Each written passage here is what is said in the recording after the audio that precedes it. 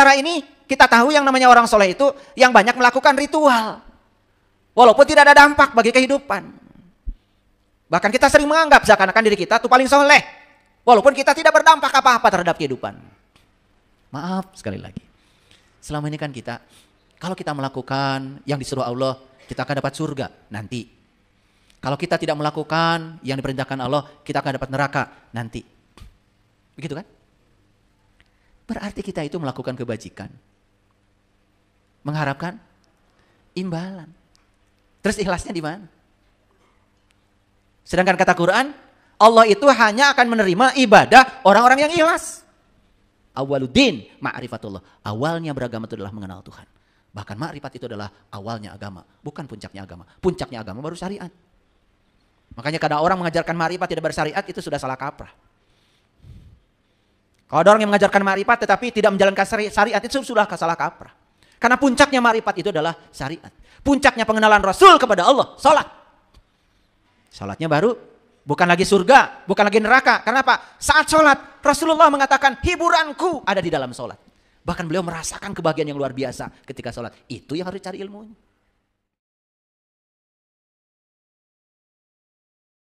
Makanya kita dikatakan berarti dalam hidup ini kalau kita memiliki irisan dari apa yang kita sukai, apakah yang disukai dibutuhkan oleh kehidupan, apakah yang disukai itu memberikan feedback sebagai pekerjaan, apakah yang kita sukai membangun kita menjadi ahli di bidang yang kita sukai.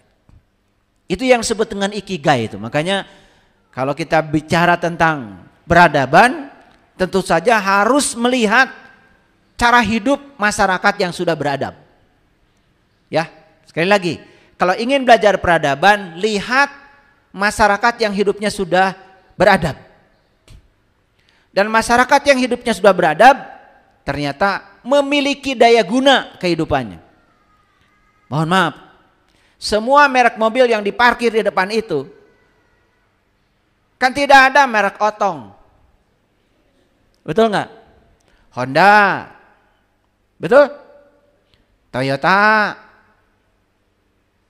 Suzuki, betul?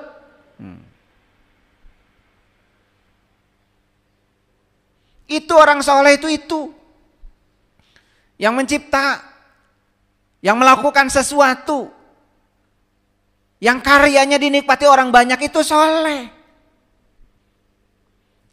Dan sementara ini kita tahu yang namanya orang soleh itu yang banyak melakukan ritual. Walaupun tidak ada dampak bagi kehidupan. Bahkan kita sering menganggap seakan-akan diri kita itu paling soleh. Walaupun kita tidak berdampak apa-apa terhadap kehidupan. Ini harus dipertanyakan. Karena kita datang ke dunia untuk ikut serta mempercantik dunia yang sudah cantik ini. Makanya kalau ada orang yang menganggap dirinya soleh tetapi menebarkan kebencian, membuat situasi dunia ini menjadi tidak tenang, tidak damai, dia tidak berkontribusi membangun kesadaran, patut dipertanyakan tuh kesolehan. Karena ciri orang yang soleh itu dia menenteramkan, membawa kesejukan. Kalau bahasa Quran, illa kilan salaman salama, tidak ada kata-kata dari mulutnya kecuali kata-kata yang mendamaikan. Jadi 4 kata ya. Do what you love. Apa implikasinya kalau kita melakukan 4 kata ini?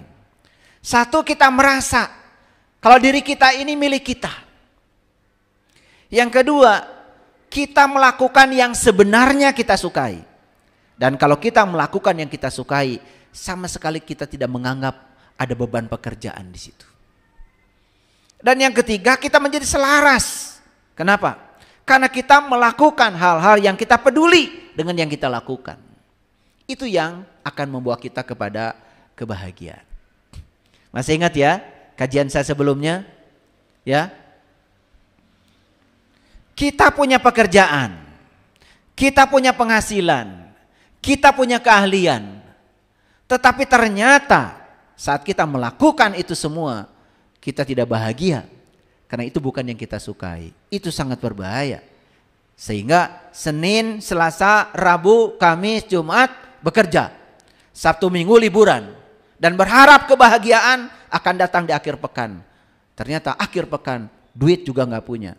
Mau liburan nggak bisa. Betul nggak? Sekalipun berangkat liburan, pikiran kita nggak damai. Coba lihat orang liburan. Dari rumah ingin segera naik mobil. Macet sedikit tidak sabar. Dari mobil ingin segera naik pesawat.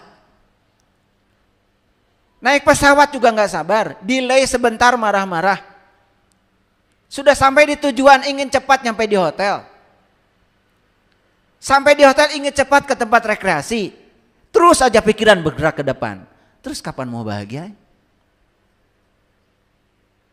Gitu kan kebanyakan orang liburan, nggak jelas. Kenapa? Karena tidak bisa hadir di sini saat ini sekarang. Tidak bisa menikmati semua momen. Makanya kalau saya mohon maaf. Saya mau liburan ya harus bahagia sejak dari rumah.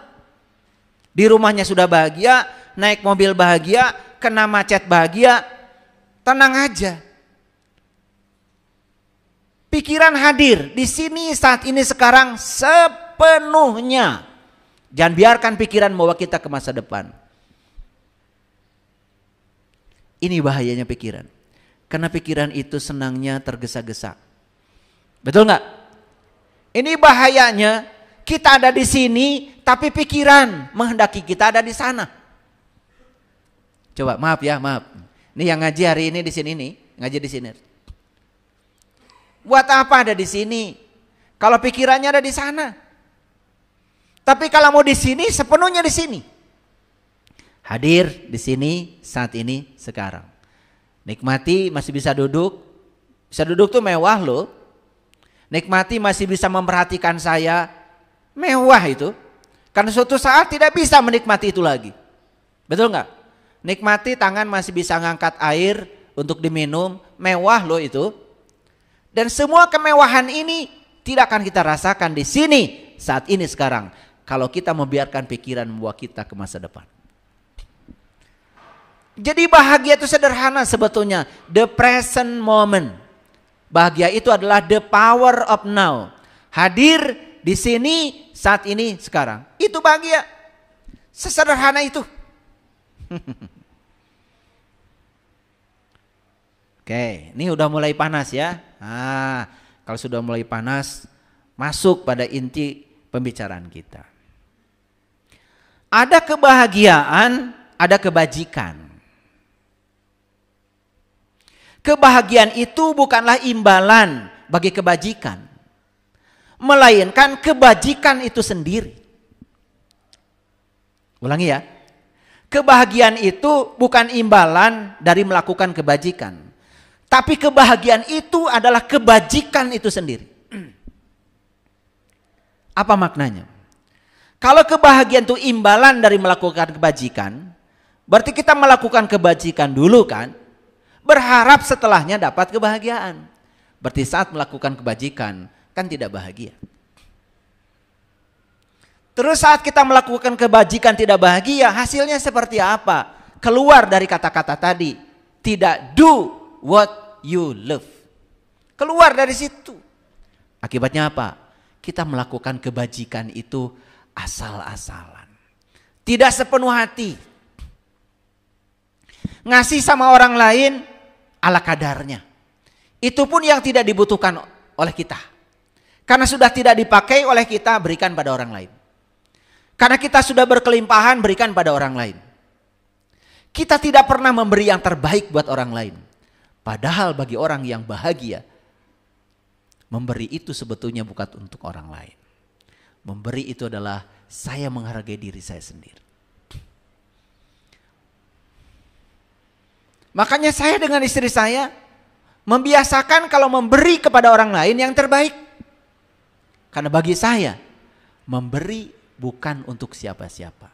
Memberi itu menghargai diri kita sendiri. Kalau kata leluhur saya mah, mereka batur teh ngajenan diri maneh. Mun maneh merenu alus, berarti ngajenan diri maneh. Yen maneh teh alus. Mun maneh mere nu goreng ka batur, berarti maneh teh teu ngajenan diri maneh. Ulangi ya. Jadi kebahagiaan bukanlah imbalan bagi kebajikan, melainkan kebajikan itu sendiri. Saya ambil contoh yang sederhana. Sholat kebajikan? Oke. Puasa kebajikan? Oke. Zakat kebajikan? Oke. Saum kebajikan? Oke. Haji kebajikan? Oke. Umroh kebajikan? Kalau kebahagiaan itu adalah imbalan dari kebajikan, berarti saat kita melakukan semua yang disebut kebajikan oleh kita, kita tidak bahagia. Bahagianya nanti, katanya nanti di sana, di sana. Entah di mana saya juga nggak tahu. Kenapa tidak di sini? Kenapa tidak sekarang? Kenapa ketika sholat itu kita betul-betul merasakan kita itu hadir. Dan Sang Maha Keberadaan juga bersama dengan kita hadir. Dan itu kebahagiaan yang sangat luar biasa bagi orang yang tahu ilmunya, tahu caranya.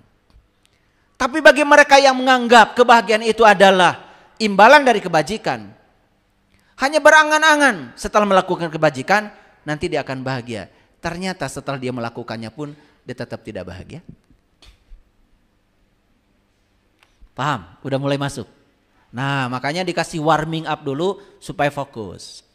Jangan sampai gagal fokus. Nah, pandangan tradisional, maksudnya pandangan kebanyakan orang, kebajikan itu sering dianggap sebagai jalan menuju kebahagiaan. Jadi kalau sudah melakukan kebajikan, nanti akan bahagia. Berarti saat melakukan kebajikan, tidak bahagia. Itu adalah angan-angan tentang kebahagiaan. Makanya saya pernah mengatakan, siapa yang selalu menunggu nanti bahagia, selamanya akan menunggu, tidak akan pernah bahagia. Karena menurut hukum tarik-menarik, hanya kebahagiaan satu-satunya jalan untuk meraih kebahagiaan. Tidak ada jalan lain untuk meraih kebahagiaan kecuali kebahagiaan itu sendiri. Makanya saya sering ngasih pertanyaan, mana yang paling bagus? Bahagia dulu baru teman datang, atau kalau teman datang baru akan bahagia? Bahagia aja dulu, baru teman datang. Dan pasti teman yang datang akan membawa kebahagiaan. Karena kalau kita bahagia, bahagia akan menarik bahagia. Tapi kalau kita baru bahagia kalau teman datang, mungkin teman datang, tapi teman datang bawa masalah. Karena saat kita, semoga teman saya datang supaya saya bahagia, berarti saat kita sedang mengatakan itu pada diri kita, kita sudah bahagia belum? Belum. Maka ketidakbahagiaan akan menarik ketidakbahagiaan. Tapi begitu datang ketidakbahagiaan, kita sering menolak. Seakan-akan itu bukan buatan kita. Oleh karena itu saya kasih tahu, di dunia ini nggak ada orang lain. Yang ada cuman satu-satunya diri kita. Semua hal yang terjadi dalam kehidupan kita, itu adalah kita sendiri yang mengundang. Cuman kita tidak jujur. Karena selama ini kita tidak sadar. Pikiran dan perasaan kita yang telah menarik semua hal terjadi dalam kehidupan kita. Cuman kita tidak jujur pada diri kita sendiri. Karena selama ini kita menempatkan diri kita sebagai korban. Seakan-akan kita korban dari perilaku orang lain. Padahal kita sebetulnya pelakunya. Kita sendiri pelaku. Paham ya? Saya baru saja ditipu orang, pasti merasa korban. Saya bilang, Anda pelakunya. Kenapa? Karena Anda bodoh. Kalau Anda nggak bodoh kan nggak mungkin ditipu orang. Ditipu orang itu hanya semesta sedang mengingatkan, Anda harus belajar lagi. Jadi pelakunya bukan orang, pelakunya adalah Anda. Paham? Ini namanya meniti ke dalam diri. Belajar tanggung jawab ke dalam. Sudah terlalu lama kita hidup menyalahkan orang lain. Ketika pasangan kita tidak seperti yang kita ingin, pasti kita akan menyalahkan pasangan kita. Gak bener itu ini, gak pernah ke dalam. Padahal tidak ada yang terjadi dalam kehidupan kita tanpa diundang oleh kita. Clear? Nah, pelan-pelan. Oke, baik. Kebajikan itu bukanlah sekedar sarana untuk mencapai kebahagiaan. Tetapi kebajikan sendiri merupakan bentuk tertinggi dari kebahagiaan. Ulangi ya. Selama ini kebajikan dijadikan sarana untuk mencapai kebahagiaan. Seakan-akan setelah melakukan kebajikan kita akan bahagia. Walaupun saat melakukan kebajikan kita tidak bahagia. Padahal kebahagiaan itu adalah kebajikan itu sendiri. Pelan-pelan ya. Nah, jadi kebajikan itu merupakan bentuk tertinggi dari kebahagiaan. Bentuk tertinggi dari kebahagiaan ya kebajikan. Makanya orang yang bahagia tidak berhenti melakukan kebajikan. Karena bagi dia melakukan kebajikan itu sudah ada kebahagiaan di dalam. Jadi kebahagiaan itu bukan imbalannya. Tetapi saat melakukan kebajikan dia bahagia melakukannya. Ini memang tipis para hadirin. Tapi kalau saya tidak jelaskan seperti ini, banyak yang nggak ngerti. Ini scientific, ini science. Yang saya bicarakan ini hal yang bermutu. Saya tidak mau memberikan hal-hal yang biasa-biasa kepada orang-orang penting. Gak mau. Saya kasih yang bermutu, yang sudah teruji. Dan saya sudah melakukannya. Coba. Orang yang mempraktekkan kebajikan, kejujuran, kasih sayang, percaya nggak sama saya? Dia akan menemukan kebahagiaan dalam diri mereka saat melakukan itu. Tidak usah menunggu. Betul? Coba. Ketika kita melakukan kebajikan, kejujuran, kasih sayang, kita akan menemukan kebahagiaan dalam diri kita. Bahkan orang yang sudah bahagia saat melakukan kebajikan, dia tidak mengharapkan imbalan apapun dari luar.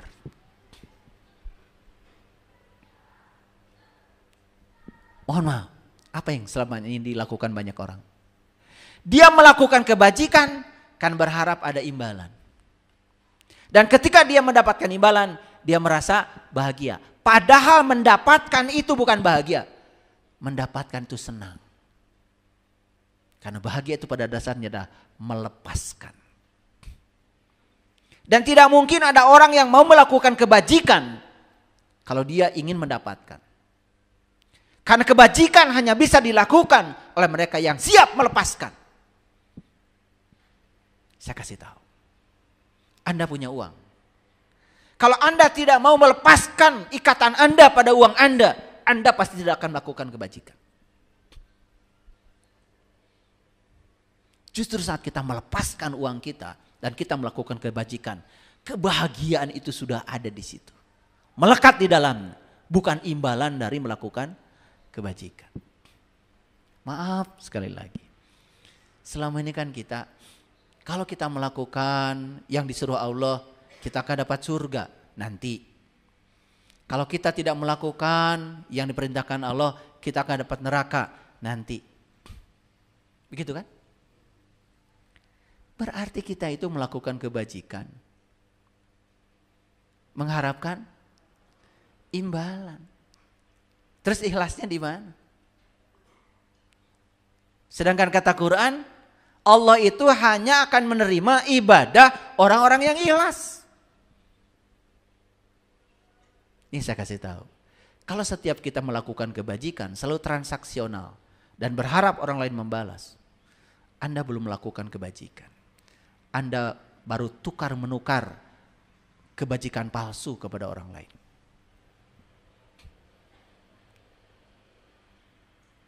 Paham sampai sini? Oke. Nah sekarang Jika kebahagiaan tidak lagi dianggap sebagai imbalan bagi kebajikan, berarti dasar moralitas bukanlah lagi reward and punishment. Bukan imbalan dan hukuman. Maaf ya, kan banyak sekali sekarang ini menganggap orang lain cukup bermoral. Betul nggak? Padahal yang dia lakukan itu berbasis reward and punishment.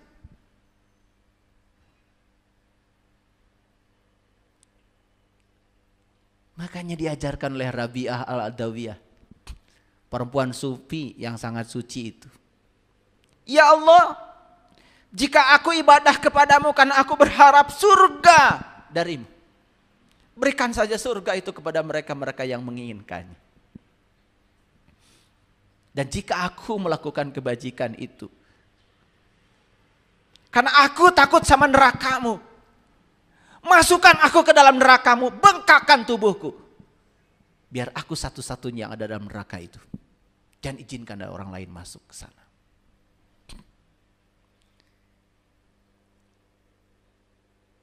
Pelajaran dari Rabi'ah al-Adawiyah. Harusnya itu menjadi cermin. Dibaca berulang-ulang setiap kita mau sholat. Dinadomkan di speaker. Ilahi las tulil firdausi ala. Sering dengar itu? Kita nggak peduli, nggak tahu isinya apa. Yang nadom juga nggak ngerti. Padahal itu kata-kata yang sangat dalam. Ya Allah, jika aku ibadah kepadamu karena mengharapkan surgamu, firdausmu, berikanlah surga itu kepada yang lain. Dan jika aku ibadah kepada karena takut nerakamu, masukkan aku ke dalam neraka itu dan bengkakkan tubuhku agar satu-satunya aku yang ada dalam neraka itu. Itu sumpahnya Rabi'ah al-Adawiyah. Makanya aneh ya, ada orang di Arab lahir ke dunia namanya Rabi'ah. Kan Rabi'ah itu ruba'ah, ruba'ah itu 4. Coba. Kalau orang Sunda lahir ke dunia diberi nama 4. Awas. 4 Fatimah. Itu orang Sunda. Tapi 4 yang dibaca orang Sunda bukan opat. Da Sundana 4 mah opat. Coba begitu lahir ke alam dunia diberi ngaran opat. Sahaja dengan putra bapak teh opat. Tuh, pasti akan rame kan? Rame tetangga. Betul nggak? Iya. Nah makanya di Arab pernah rame.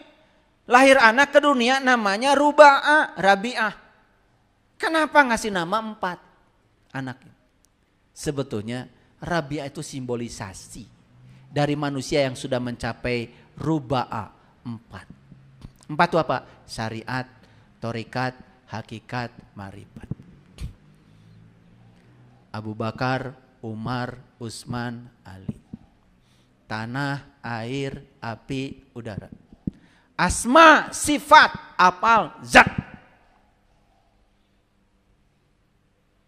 Jadi Rabi'ah itu orang yang sudah mencapai kesempurnaan 4-4-nya. Mau jadi Rabi'ah? Semesta sekarang ini sedang menunggu lahirnya Rabi'ah baru. Yang bisa memanunggalkan yang 4. Beragama tidak cukup hanya syariat. Harus tahu thorikotnya, harus tahu hakikatnya, harus tahu ma'rifatnya. Bahkan ma'rifat bukanlah puncaknya agama. Kata Rasulullah, awwaluddin ma'rifatullah. Awalnya beragama itu adalah mengenal Tuhan. Bahkan ma'rifat itu adalah awalnya agama. Bukan puncaknya agama. Puncaknya agama baru syariat. Makanya kadang orang mengajarkan ma'rifat tidak bersyariat itu sudah salah kaprah. Kalau ada orang yang mengajarkan ma'rifat tetapi tidak menjalankan syariat itu sudah salah kaprah. Karena puncaknya ma'rifat itu adalah syariat. Puncaknya pengenalan Rasul kepada Allah, salat. Makanya setelah Rasul mengenal Allah lewat Isra Mi'raj, beliau salat. Keren baru. Salatnya baru, bukan lagi surga, bukan lagi neraka. Karena apa? Saat salat Rasulullah mengatakan hiburanku ada di dalam sholat. Bahkan beliau merasakan kebahagiaan yang luar biasa ketika sholat. Itu yang harus cari ilmunya. Tempo hari saya mengajarkan sholat khusyuk di sini di atas.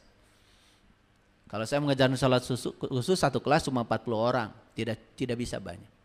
Baru pada nangis semua. Aduh, bertahun-tahun. Saya merindukan sholat yang semacam ini. Kok bisa ya? Saya bisa mengingat dia. Kok bisa ya pikiran saya nggak jalan kemana-mana. Semua juga ada ilmunya. Ada caranya. Kalau kita mau. Kalau kita sungguh-sungguh.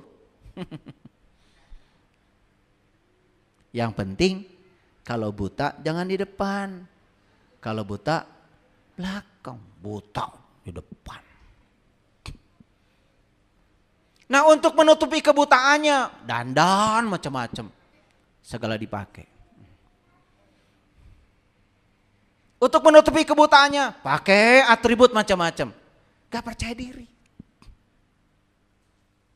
Makanya banyak orang yang dirinya sendiri tidak percaya pada apa yang dia katakan. Tapi dia terkejut karena orang lain percaya pada yang dia katakan.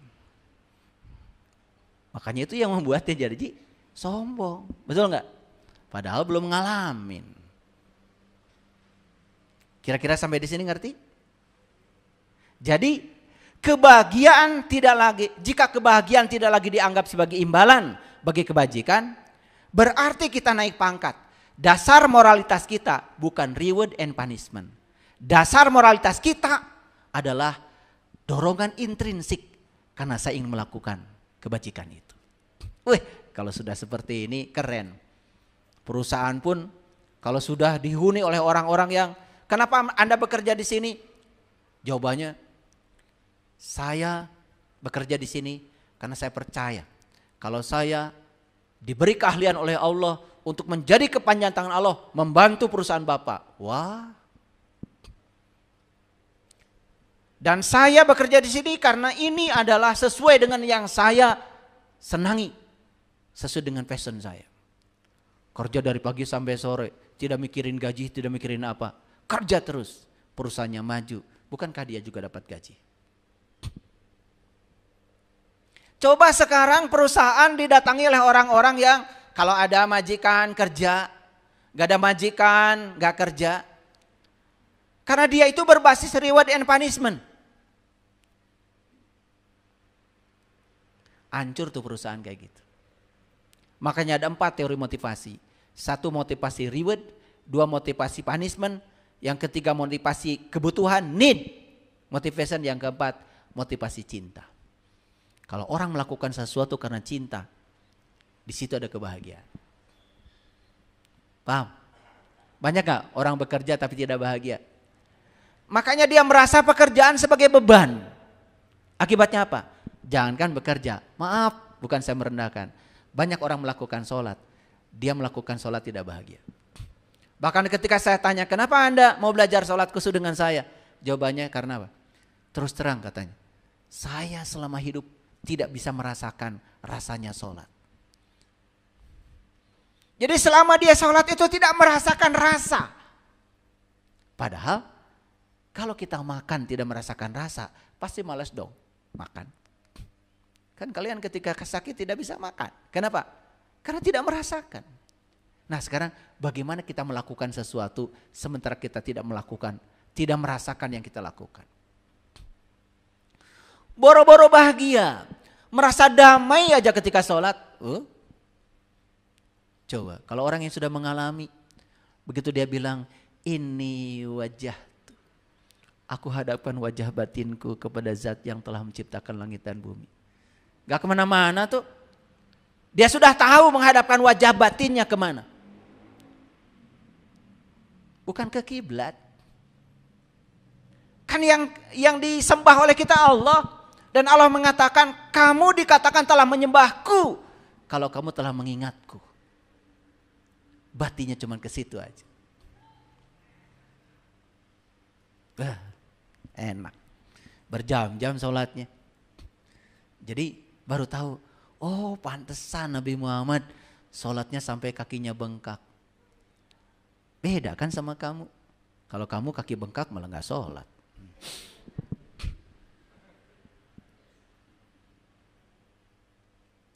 Jadi bagi orang yang sudah menjalankan moralitas tidak berbasis reward and punishment, bukan karena surga, bukan karena neraka, melakukan kebajikan karena dia bahagia melakukannya, ini sudah naik satu tingkat. Kebajikan dipraktekkan sebagai sesuatu yang baik dan benar dalam dirinya. Dia melakukan kebajikan karena dia ingin melakukannya dan dia bahagia melakukannya. Coba lakukan kebajikan itu karena kamu bahagia melakukannya. Percaya sama saya, di situ yang akan turun apa? Wa yarzuqu min haitsu la yahtasib. Kamu akan dapat rezeki dari arah yang tidak disangka. Makanya hidup jadi menakjubkan. Aduh, kalau tahu rahasia hidup. Menakjubkan hidup itu. Luar biasa. Badan jadi sehat. Ya tak? Pikiran jadi tenang, jiwa kita jadi damai. Ya, betul nggak? Kan nggak apa-apa kan, sehat juga, yang penting banyak uang.